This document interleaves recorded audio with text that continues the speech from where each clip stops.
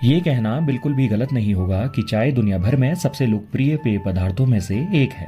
भारत में देखें तो मेहमानों को परोसे जाने वाले सबसे प्रिय पेय पदार्थों में एक बन चुका है।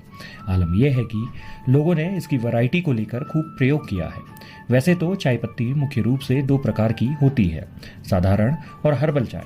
लेकिन क्या आप जानते हैं कि इन दोनों में क्या अंतर है और कौन सी सेहत के लिए ज़्यादा फायदेमंद या नुकसानदायक है? एक्सपर्ट ने इस बारे में विस्तार से जानकारी दी है। उत्तराखंड के नैनीताल स्थित डीएसबी कॉलेज के वनस्पति विज्ञान विभाग के प्रोफेसर डॉक्टर ललित तिवारी ने बताया कि किसी भी प्रकार की चाय का सेवन संतुलित मात्रा में करना चाहिए।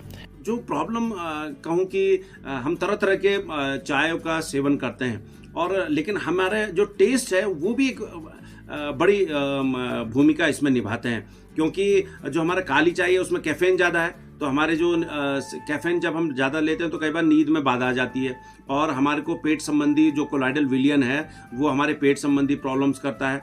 और जबकि हर्बल टी इसके अगेंस्ट में अगर जब हम पीते हैं तो वो हमारे शरीर को वो लाभ पहुंचाने का काम करता है। लेकिन होता क्या है कि जब हम काली चाय या साधारण चाय पीते हैं तो वो ज़्यादा क्वांटिटी में पी सकते हैं हम, लेकिन हर्बल टी का जो है हम जो है कम इस्तेमाल कर पाते हैं, यानी कि कम उसको हम पी पाते हैं, क्योंकि वो टेस्ट में अलग होती हैं और थोड़ा सा उनका टेस्ट भी हार्ड होता है। तो कहना ये चाहते हैं कि जो चाय पीते हैं उनको थोड़ा संतुलित तरीके से चाय पीनी चाहिए। बहुत ज़्यादा चाय का इस्तेमाल मुझे लगता है नहीं करना चाहिए, क्योंकि कैफीन कोई मात्रा बहुत ज़्यादा अगर हमारे शरीर में चली जाएगी तो वो हमारी संवेदनशीलता पर प्रभाव डाल सकते हैं।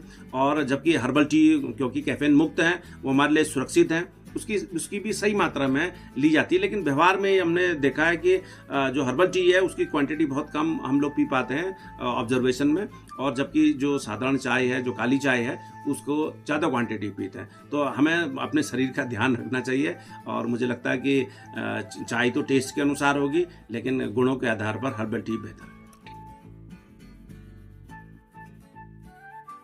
नैनीताल से तनुज पांडे की रिपोर्ट।